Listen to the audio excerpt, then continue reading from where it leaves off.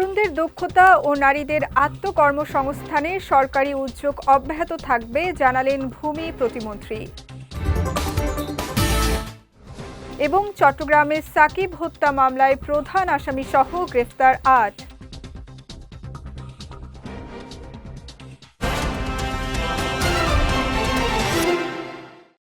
আসসালামু আলাইকুম। চট্টগ্রাম সংবাদে আমন্ত্রণ জানাচ্ছি আমি সঙ্গীতা শাহ। শুনছিলেন শিরোনাম, এবারে বিস্তারিত।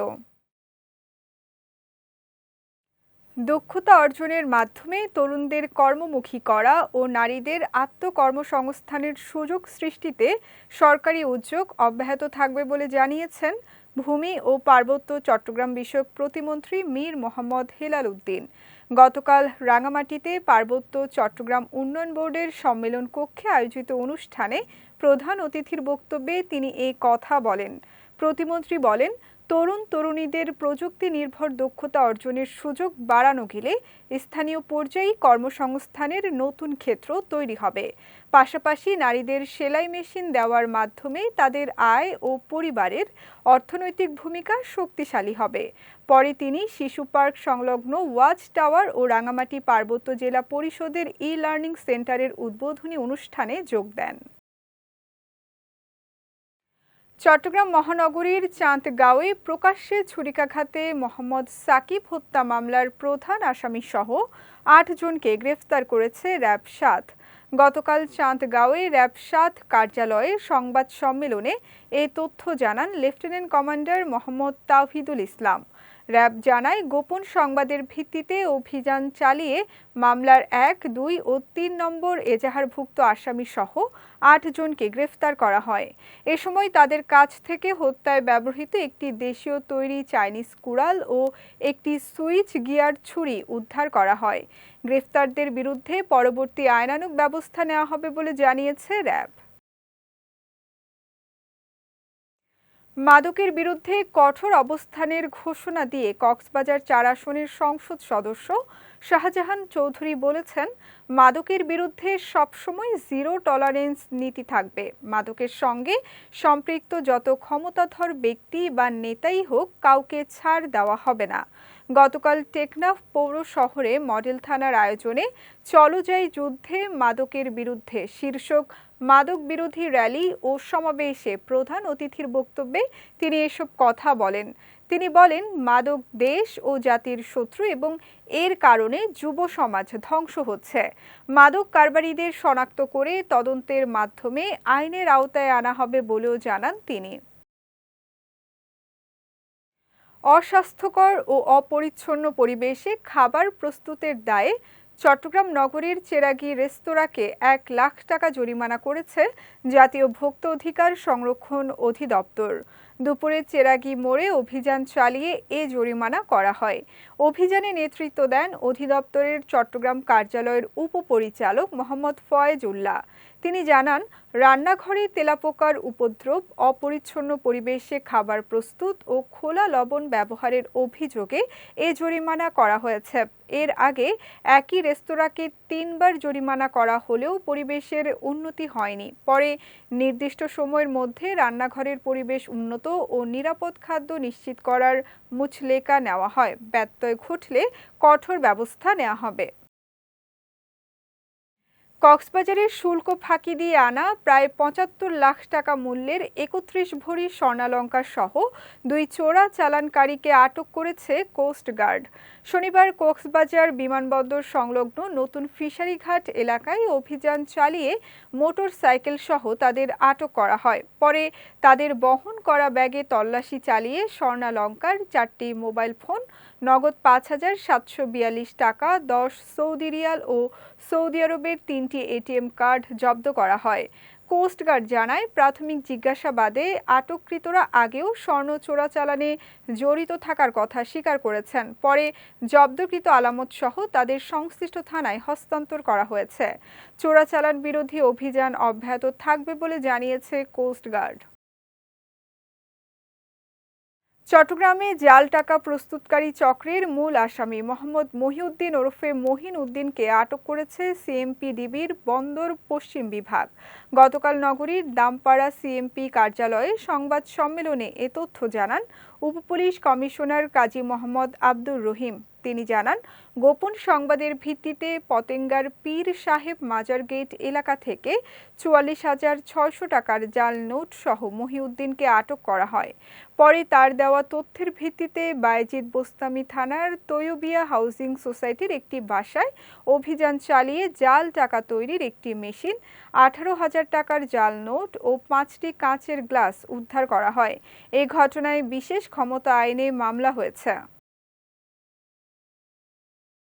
ফেনীতে পৃথক অভিযান চালিয়ে ২১ কেজি গাঁজা ও ৮,০৩০ পিস ইয়াবা সহ ২ মাদক কারবারিকে আটক করেছে র্যাব-৭। দুপুরে এক সংবাদ বিজ্ঞপ্তিতে এ তথ্য জানান র্যাব-৭ চট্টগ্রামের সিনিয়র সহকারী পরিচালক ARM মোজাফফর হোসেন। র্যাব জানায়, গোপন সংবাদের ভিত্তিতে ছাগলনাইয়া থানা এলাকায় অভিযান চালিয়ে ২১ কেজি গাঁজা সহ মোহাম্মদ জামাল উদ্দিনকে আটক করা হয়। অন্যদিকে ফেনী সদর থানা এলাকায় অভিযান চালিয়ে ৮,০৩০ পিস ইয়াবা সহ আরেক মাদক কারবারিকে আটক করা হয়। আটক ব্যক্তিদের বিরুদ্ধে আইনানুগ ব্যবস্থা প্রক্রিয়াধীন রয়েছে বলে জানিয়েছে র্যাব। চট্টগ্রামে সড়ক দুর্ঘটনায় এইচএসসি পরীক্ষার্থী নাফিসা নওয়াল নিহতের ঘটনায় শামীম বিশ্বাস নামে এক ক্রেন চালককে গ্রেফতার করেছে পুলিশ। গতকাল রাতে নগরীর ইপিজেড থানার ফ্রিপোর্ট এলাকায় অভিযান চালিয়ে তাকে গ্রেফতার করা হয়। পুলিশ জানায়, শনিবার সকালে পাঠোয়ের মোটর সাইকেলে করে পরীক্ষা দিতে যাওয়ার সময় প্যাডেল চালিত ভ্যানকে সাইড দিতে গিয়ে রাস্তায় পড়ে যান নাফিসা। এই সময় একই লেনে আসে একটি ক্রেন তাকে চাপা দিলে গুরুতর আহত হন তিনি। পরে চট্টগ্রাম মেডিকেল কলেজ হাসপাতালে নেওয়া হলে চিকিৎসক তাকে মৃত ঘোষণা করেন। ঘটনার পর ক্রেন চালক পালিয়ে যান। এ ঘটনায় নিহতের বাবা বাদী হয়ে ইপিজেড থানায় মামলা করেছেন। কক্সবাজারের ঈদগাঁওয়ে পৃথক অভিযানে ১২ মাদক সেবীকে আটক করেছে পুলিশ। গত রাতে ইসলামপুর বটতলী ট্রান্সপোর্ট মাঠ ও বটতলী বাজার সংলগ্ন ছেনোয়ারা প্লাজায় অভিযান চালিয়ে তাদের আটক করা হয়।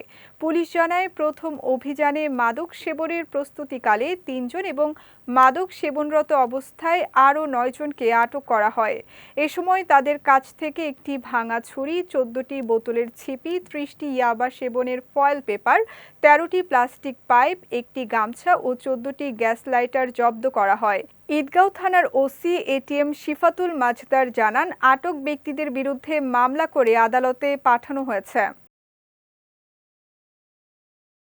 কক্সবাজারের ঈদগাঁওয়ে সাংবাদিকের বিরুদ্ধে সাইবার আইনে মামলার প্রতিবাদে মানববন্ধন অনুষ্ঠিত হয়েছে। গতকাল বিকেলে ঈদগাঁও বাস স্টেশন চত্বরে এ কর্মসূচির আয়োজন করা হয়। এতে উপজেলা বিএনপি অঙ্গ ও সহযোগী সংগঠনের নেতাকর্মী, সাংবাদিক এবং ভুক্তভোগী পরিবারের নারী পুরুষ অংশ নেন। মানববন্ধনে বক্তারা বলেন, সংবাদ প্রকাশ ও সামাজিক যোগাযোগ মাধ্যমে মতামত প্রকাশের জেরে ব্যবসায়ী আবু তৈয়ব, সাংবাদিক এবং বিএনপি ও অঙ্গ সংগঠনের নেতাকর্মীদের বিরুদ্ধে সাইবার আইনে মামলা করা হয়েছে। এসব মামলা হয়রানিমূলক ও উদ্দেশ্যপ্রণোদিত দাবি করে তীব্র নিন্দা ও প্রতিবাদ জানান তারা। কর্মসূচিতে ঈদগাঁও উপজেলা প্রেস ক্লাবের সভাপতি সেলিম উদ্দিন, বিএনপি নেতা মোজাম্মেল হক ও হারুনুর রশিদ সহ অনেকে উপস্থিত ছিলেন। চট্টগ্রামের সীতাকুণ্ডে ফেরদৌস শিপইয়ার্ডে গ্যাসজনিত দুর্ঘটনায় নিহত ১০ শ্রমিকের পরিবারের মাঝে আর্থিক সহায়তার চেক হস্তান্তর করা হয়েছে। গতকাল জাহাজভাঙা ইয়ার্ডে আয়োজিত অনুষ্ঠানে স্বজনদের হাতে চেক তুলে দেন জেলা প্রশাসক জাহিদুল ইসলাম মিয়া। ইয়ার্ড কর্তৃপক্ষের দেওয়া ৭ লাখ টাকার পাশাপাশি ৫ পরিবারকে ত্রাণ ও দুর্যোগ ব্যবস্থাপনা তহবিল থেকে ২৫,০০০ টাকা করে মোট ৭,২৫,০০০ টাকা দেওয়া হয়। অনুষ্ঠানে সীতাকুণ্ডের ইউএনও রফিকুল ইসলাম ও সহকারী কমিশনার ফজলে রাব্বি সহ সংশ্লিষ্টরা উপস্থিত ছিলেন। এর আগে গত ১০ আগস্ট গ্যাসজনিত দুর্ঘটনায় প্রথম দিনে ৯ জন এবং চিকিৎসাধীন অবস্থায় আরও একজন শ্রমিক মারা যান। কক্সবাজারের পেকুয়ায় 270 পিস ইয়াবা, 700 গ্রাম গাঁজা ও মাদক বিক্রির 4,200 টাকা উদ্ধার সহ মুর্শেদা বেগম ও সরোয়ার উদ্দিন নামে দুইজনকে আটক করেছে পুলিশ। গত রাতে উপজেলার মগনামা ইউনিয়নের বাজারপাড়া এলাকায় অভিযান চালিয়ে তাদের আটক করা হয়। পেকুয়া থানার ভারপ্রাপ্ত কর্মকর্তা মেহেদী হাসান জানান, এলাকায় দীর্ঘদিন ধরে ইয়াবা ও গাঁজা বিক্রির অভিযোগ ছিল। গোপন সংবাদের ভিত্তিতে অভিযান চালিয়ে মাদক ও নগদ টাকা উদ্ধার করা হয়। আটক দুজনের বিরুদ্ধে আইনগত ব্যবস্থা নেওয়া হচ্ছে। মাদক বিরোধী অভিযান ভবিষ্যতেও অব্যাহত থাকবে বলে জানিয়েছে পুলিশ। রাঙামাটির বাঘাইছড়িতে হিল ফ্লাওয়ার প্রকল্পের কার্যক্রম নিয়ে অবহিতকরণ সভা অনুষ্ঠিত হয়েছে। উপজেলা মিনি কনফারেন্স রুমে আয়োজিত সভায় সভাপতিত্ব করেন প্রকল্প ব্যবস্থাপক মোহাম্মদ শামসুদোহা। সভায় বক্তারা বলেন, বাংলাদেশ ও ভারতের চট্টগ্রাম লুসাই আন্তঃসীমান্ত অঞ্চলে বৃহৎ বিড়াল জাতীয় প্রাণী ও তাদের প্রাকৃতিক আবাসস্থল সংরক্ষণে এ প্রকল্প গুরুত্বপূর্ণ ভূমিকা রাখবে। পাশাপাশি বন সংরক্ষণ ও পুনরুদ্ধারের মাধ্যমে পরিবেশের ভারসাম্য রক্ষার পাশাপাশি স্থানীয় মানুষের জীবিকা অর্জনে সহায়তা করবে। সভায় প্রধান অতিথি ছিলেন উপজেলা নির্বাহী কর্মকর্তা আমেনা মারজান। বিশেষ অতিথি ছিলেন আরণ্যক ফাউন্ডেশনের programme officer doctor Mohammad Shawkat Hossain. Chittagong সংবাদ শেষ করার আগে শিরোনামগুলো দেখে নিচ্ছি আরও একবার।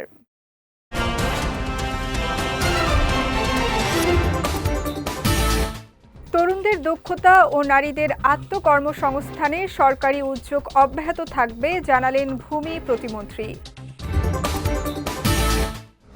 এবং চট্টগ্রামের সাকিব হত্যা মামলায় প্রধান আসামিসহ গ্রেফতার 8।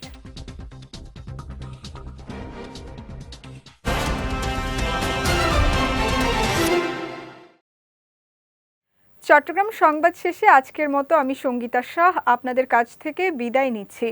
রাত 9টায় আমাদের পরবর্তী বিজয় রাতের সংবাদ দেখার আমন্ত্রণ রইল। এছাড়াও আজকের চট্টগ্রাম সংবাদের ভিডিও দেখতে পারেন আমাদের ইউটিউব এবং ফেসবুক পেজে। আমাদের ইউটিউব হলো youtube.com/bijutv অফিসিয়াল এবং আমাদের ফেসবুক পেজ হলো facebook.com/bijutv লিমিটেড। এতক্ষণ সঙ্গে থাকার জন্য ধন্যবাদ সবাইকে।